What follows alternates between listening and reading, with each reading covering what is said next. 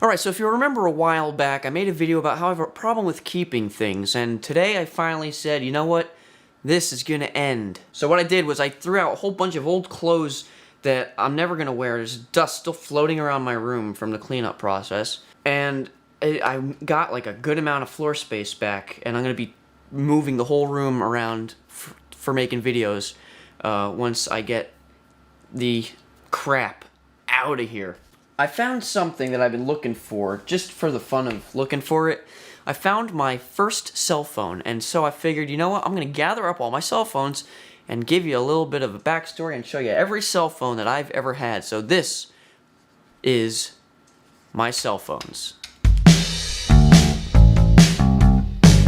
Alright, starting with cell phone number 1. This little number, and no, I was not on Virgin Mobile, the Kyocera Slider. And I can't believe I still have the case. I tried to get it to turn on, but it wouldn't turn on. But this was a cool little phone. This was my first cell phone. I got it, I believe, my freshman year of high school. And it was really neat. It had neat ringtones. It did this.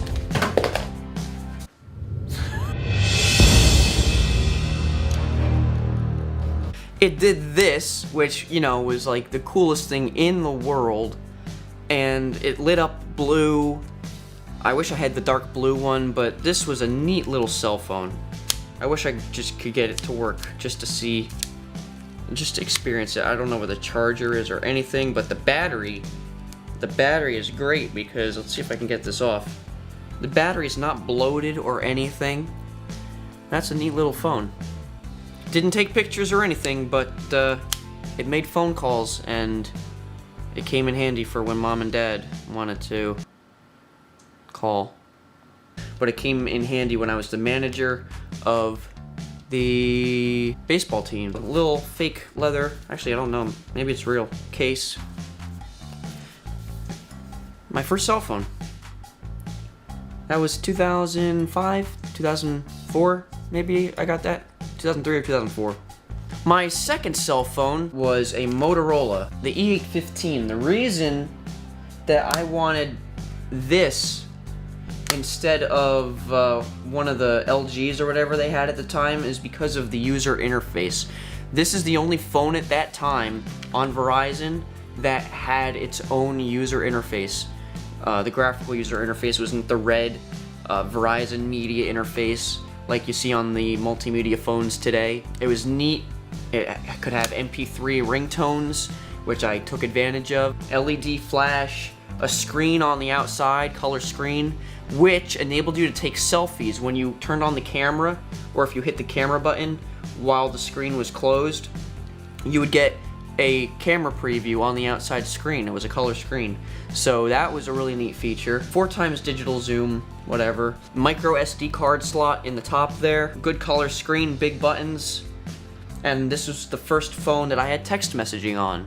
I don't know what my first text message was. It was probably hey, goofing around with my brother and sister or something, but this was the phone that I first had text messaging on. It had a voice activation button, voice commands button, camera button, volume, selection buttons, camera button there too for redundancy, menu buttons. It was a cool phone. I loved the MP3 ringtones on it.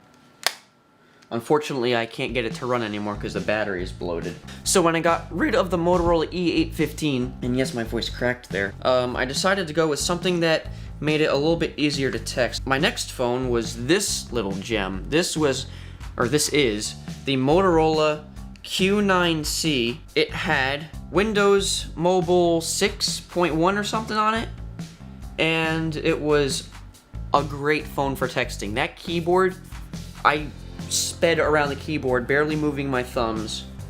I was able to type messages at lightning speed. This is the phone that I had when I first got involved in emergency services in my town, and that is ultimately how it met its death. But this was a really neat phone, could store a lot of text messages, it took pictures.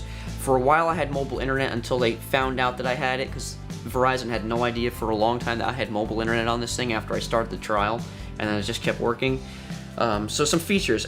SD card slot, the wheel, the little jog wheel was a great feature, selection button. It was very BlackBerry-like. Had a megapixel camera with an LED flash, I don't know how many megapixel, it just says megapixel. Notification light, it really was a neat cell phone, and it was a tank. Even though it was made of plastic, this thing was dropped so many times and there's barely any damage on it. There's some scratches here and there on like the corners, but this was a great phone. It stood up to everything except rain. I had it in my pocket during a rainstorm. I didn't have proper rain gear. Took on water, and that was it. So that led to me needing to get a new phone. And that new phone was the start of Android for me. So here it is. This is my first Android phone, the Motorola Droid. For those of you in the UK, I believe it was called the Milestone. But this was a neat phone until it wasn't anymore, until it got so outdated that it wouldn't run. Unfortunately, I never thought to go back to this one when my Droid 2 died, but this was my Droid 1. I loved the keyboard on it to an extent.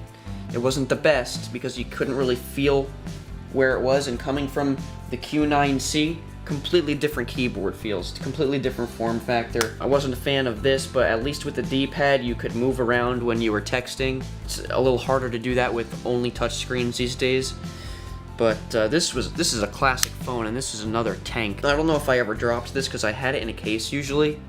It does not have any exterior markings, but this was my first Android phone. 5 megapixel camera, Facebook, data plans, unlimited data. This was the phone that I had unlimited data on. But here is the Droid 1, and eventually this thing crapped out and I had to reset it. And then when it died and I was getting like white text, like kernel boot something text, it wasn't usable anymore. So that's when I had to get a new phone. Again. So my next phone after the Droid 1 was naturally the Droid 2 Global. I got the white one. I think there was a blue one as well at the time. This one you can see has been through a war. So anyways, this one was my second Droid phone. I wanted the R2-D2 one. This is when they had an R2-D2 style phone.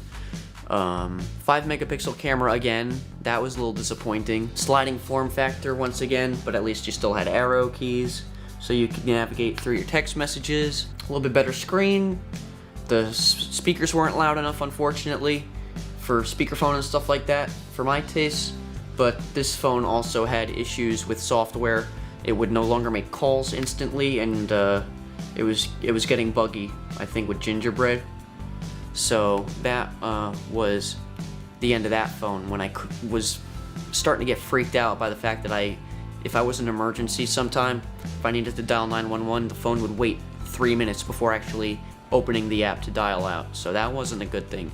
So I got rid of it and moved on to this, the Galaxy S4, because the Droids fell out of favor with me, unfortunately.